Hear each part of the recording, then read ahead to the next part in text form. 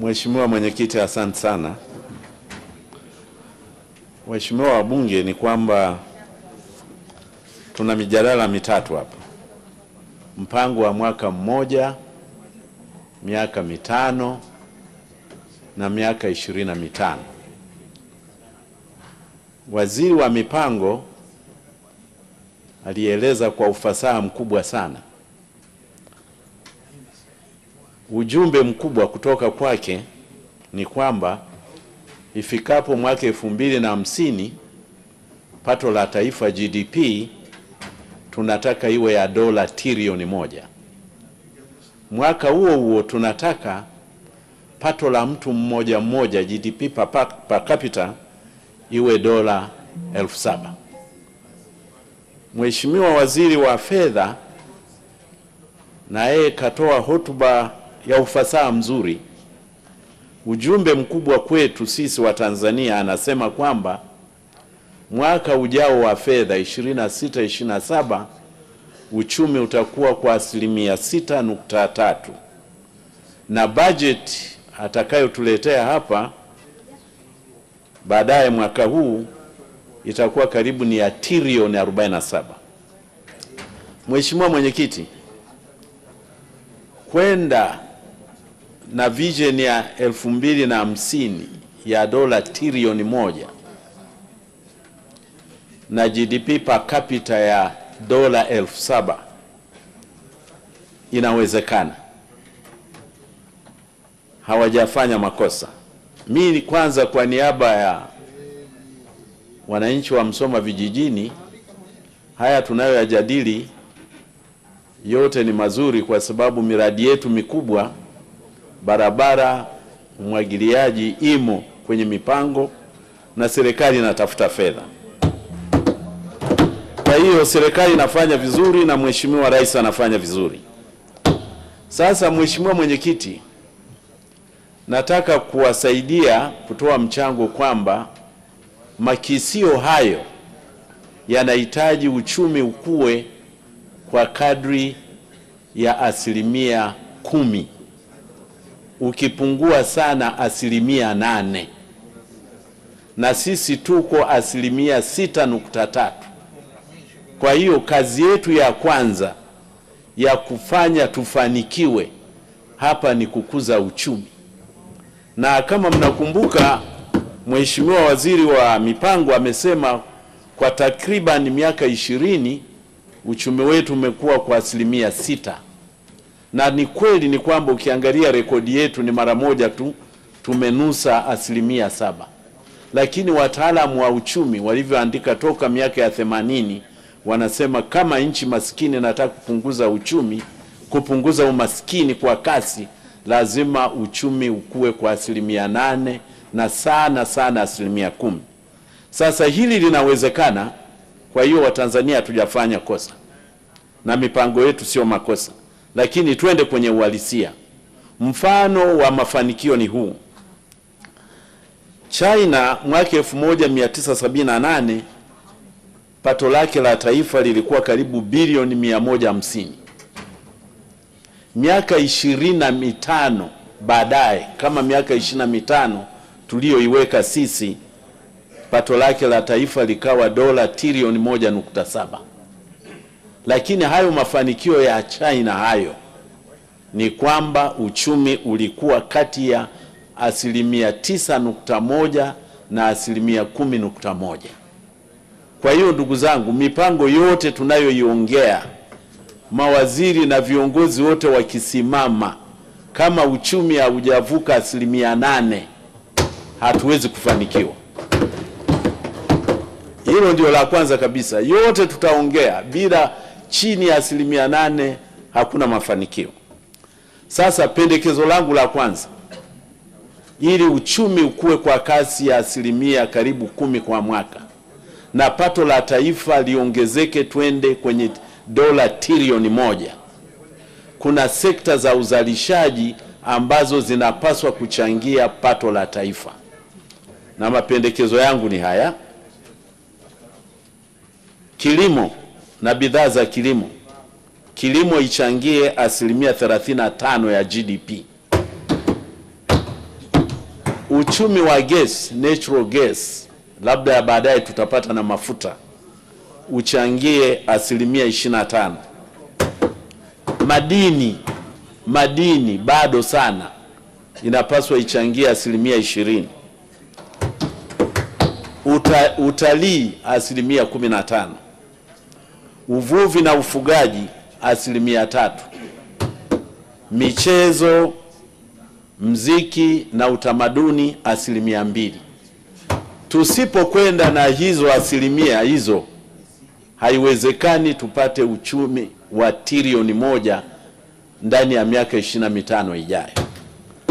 Kingine tena, mwenyekiti, Tanzania ni sehemu ya dunia.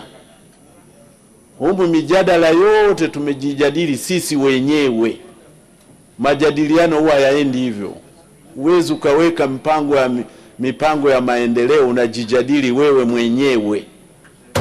Ni lazima ulinganishe, ndio utaona kwamba unafanya vizuri au unaenda vizuri. Kwa hiyo makisio ya uchumi wa dunia mwaka huu makisio ni dola trilioni 124. Ndio GDP ya dunia mwaka huu, trilioni 124 dola. Na nchi 5 bora, hizi nimezichukua, baadaye mtaona umuhimu wake. Ya kwanza ni Marekani, ina uchumi wa trilioni 31.8. Ya namba 2 China 20.7. Namba 3 Ujerumani 5.3 trillion. Ya 4 India 4.5 trillion. Ya 5 Japan 4.46 trillion. Cha muhimu hapa kuangalia, sisi watu wa Afrika tujifunze kutoka kwa China na India. Kwa mara ya kwanza toka mwaka jana, India imekuwa namba 4 duniani. Sasa nimechukua hizi nchi mbili, mwenyekiti, nikalinganisha na nchi za Kiafrika ikiwemo Tanzania.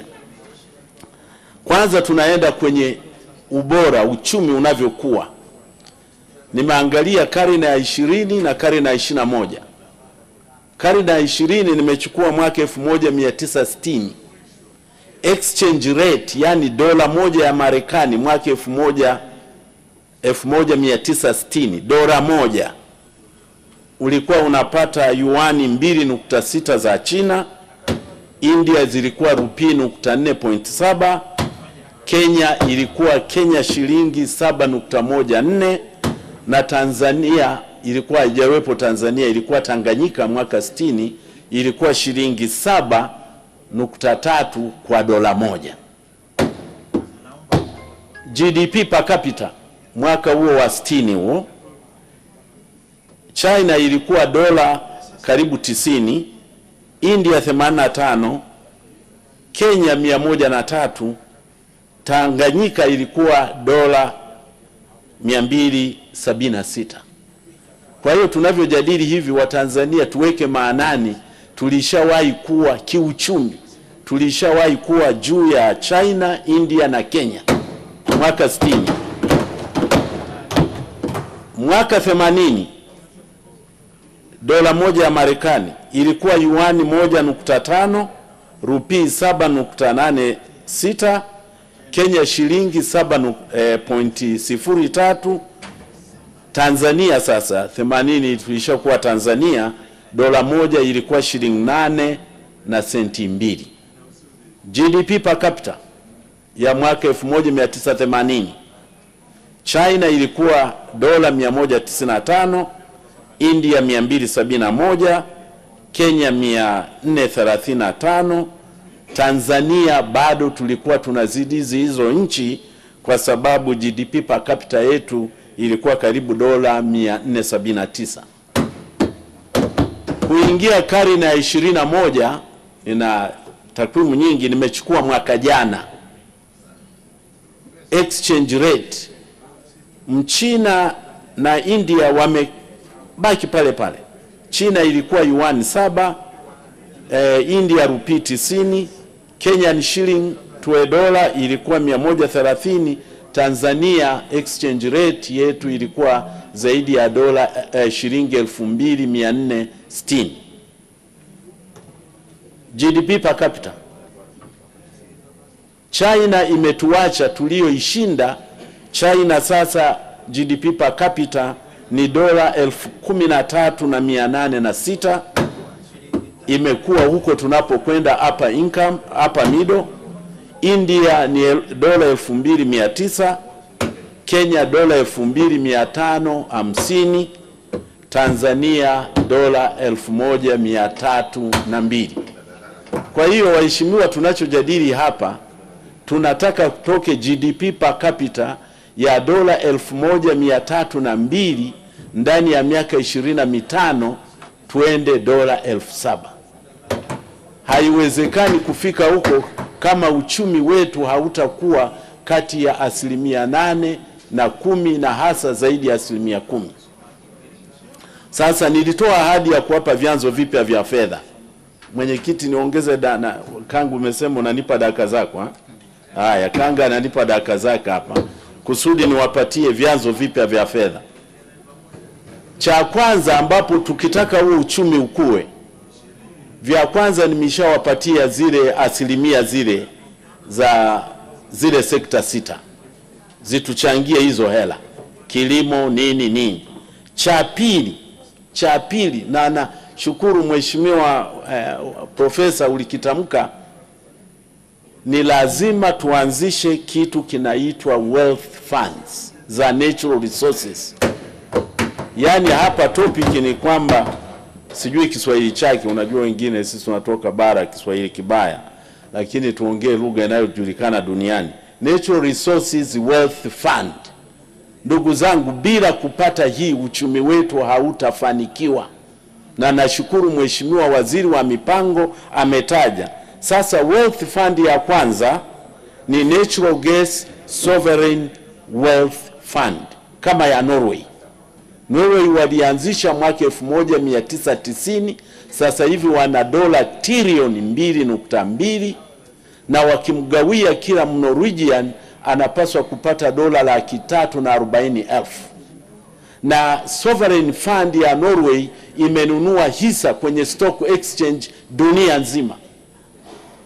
Imechukua 1.5% ya equity kwenye stock exchange za dunia nzima. Kwa hiyo wewe ukienda Amazon kununua unachangia Norway.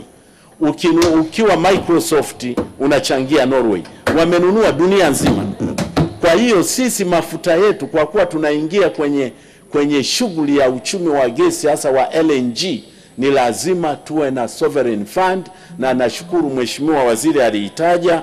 Na mfano ni kwamba sasa hivi tuna gesi kiwango cha 57.5 TCF, trillion cubic feet. Lakini na imani miaka michache ijayo tukifanya exploration kule kwenye Ruvuma Basin, huenda tutafika hata trillion 100 trillion cubic feet. Ni gesi nyingi, na hiyo ndio itatufikisha huko kwenye uchumi wa trilioni 1. Cha pili, ni lazima tuanzishe Mineral Wealth Fund. Hatuwezi kuwa tunafurahia tu dhahabu imechangia, lakini kama mlivyosema dhahabu inaisha, vizazi vingine havitapata. Kwa hiyo tutakuwa na fund mbili za mafuta na gas, iwe na fund, halafu tuwe na fund nyingine ya madini tu. Na mfano ni kwamba, kwa mfano dhahabu, mwaka Januari, bei ya dhahabu Januari 2020, yule mchimbaji mdogo, ilikuwa ounce moja ilikuwa $1,500. Lakini Januari mwaka huu ounce moja ni zaidi ya $5,000. Sasa unaona kuna tofauti hapa. Lakini sisi tunachukua mambo kama ya kawaida. Lakini tulitakiwa hiyo faida tuweke fund, tuzifungie mahala fulani hizo fedha. Kwa hiyo tutakuwa hii ya madini tutatumia dhahabu, tutatumia tanzanite. Cha ajabu ni kwamba mwaka 2024 cha India ambayo haina tanzanite, export yake duniani ilikuwa $80 milioni, na Tanzania sisi wenye tanzanite export yetu ilikuwa 19.2 milioni. Kwa hiyo tunampa Muhindi anachonga, anasafirisha. Sisi wenye tanzanites tuko chini kabisa, tutatumia tanzanites. Cha tatu, tutatumia technology minerals, yani tuna uranium, tuna graphite, haya madini yote yanayotakiwa sasa hivi tukichimba na kuyauza tuweke. Na la nne kwa upande wa madini ni helium, gesi ya helium ambayo kule Rukwa tumeshagundua tuna karibu 170 billion cubic feet of helium gas. Na ya kwetu, helium ya kwetu ni nzuri kwa sababu ni natural. Helium zingine zinatokana na mabaki ya processing ya mafuta na gesi. Kwa hiyo haya madini na yenyewe yawe na fund.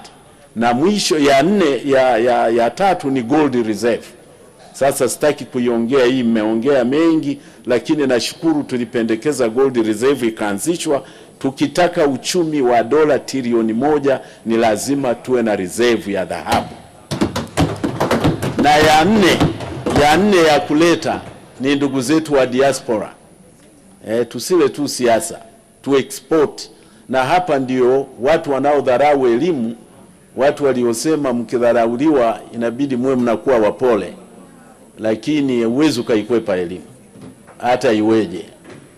Kwa hiyo mkitukanwa mliosoma kweni wapole tu, hakuna mtu anaweza kukwepa elimu, kwa sababu hawa labor export diaspora wanaoleta hela ni wale wasomi wataalamu wanaopata mshahara zaidi ya dola 10,000 kwa mwezi. Kwa hiyo hapa nikiangalia remittance, kwa nini nasema la wasomi? Tuwekeze watoto wasomi. Remittance watakaoleta hela nchini mwaka 2025, mwaka jana, India imevuna dola bilioni 135. China imevuna dola bilioni 50. Kenya imevuna dola bilioni 5. Tanzania tumepata milioni 800. Kwa hiyo hiki nacho ni chanzo cha pili. Cha mwisho ni ambayo msemaji mmoja mbunge nadhani ametaja vizuri. Ndugu zangu, hakuna kusema kwamba serikali isifanye biashara. Hayo ni mambo ya kizamani. Sasa hivi Uingereza imeanza kutaifisha hata reli zake. Kwa hiyo Wachina wanaendesha dunia ni kwa sababu serikali ya China inafanya biashara. Kwa hiyo ndugu zangu, lazima tuwe na state capitalism. Nakuja kumalizia ya mwisho. Tuwe na state capitalism. Dakika mwisho ya huyu namalizia moja tu hii. Mwenyekiti, moja. Kwa hiyo tuwe na makampuni ya kitaifa ambayo yataweza kuwekeza, kwa mfano migodi, tuwe na kabisa na makampuni yetu huko railways na nini. Na mwisho, na hili ni muhimu sana, matumizi yetu ya umeme ya sasa hivi, waheshimiwa mipango, sijui tunasema tuna kilowati ngapi, tuna megawatts ngapi. Mipango yetu kufika mwaka jana zilikuwa ziwe megawati 10,000. Haiwezekani twende na uchumi wa dola trilioni 1 na umeme mdogo kiasi hiki. Mfano mzuri ni hapa China na India. Na uzalishaji wetu wa umeme ni lazima tuzalishe kutoka kwenye jua, upepo na joto ardhi, geothermal. Mfano sasa, na malizi hii ndio ya mwisho kabisa, sasa kusumbua, ni kwamba sola. Ndugu zangu, nimewapatia hii muipate solar power. India tumesema China ndio ya pili duniani kwa uchumi. Angalia umeme unaozalishwa kutoka kwenye jua, umeme jua, solar, wana gigawatt 1,200. Maana yake ni megawatt 1,200,000. Megawatt 1,200,000 za solar. India ambayo ni ya 4 duniani kiuchumi, umeme jua, solar energy, wana gigawatt 136. Inamaanisha 136,000 megawatts. Tukichukua umeme, China ya pili duniani kiuchumi, umeme wa jua wa upepo una gigawati 640, inamaanisha megawati 640,000. India ina gigawati 55, inamaanisha megawati 55,000. Kwa hiyo nimalizie kwa kusema mipango tuliyoiweka inawezekana, uchumi ukue kwa takriban 10% na tuwe na umeme mwingi kweli kweli. Asante mwenyekiti. Asante sana.